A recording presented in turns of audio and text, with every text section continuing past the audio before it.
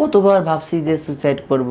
আল্লাহ তো আমাকে পারতো একটা সম্পূর্ণরূপে একটা নারী বানাইতে বা সম্পূর্ণরূপে একটা পুরুষ বানাইতে, কেন এই জীবন দিল?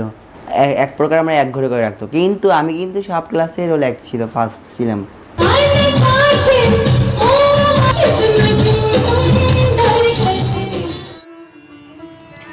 গল্পটা একজন মায়ের নারী ছাড়া সন্তানের। জন্মদাতা পিতা হয়েও কি এমন অপরাধে তাকে ঘরছাড়া করলো। গল্পটা সব হারানো এক ঝরা ফুল নুসরাতের।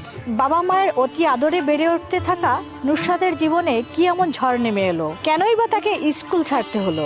নিজের পরিবার হারানো, অস্তিত্ব হারানো নুসরাত কি এভাবেই পথে পথে ঘুরে বেড়াতেই থাকবে? সমাজের কাছে এমন সব হৃদয় বিদারক প্রশ্ন রেখেই আজকের ভিডিও থাকছে নুসরাতকে নিয়ে।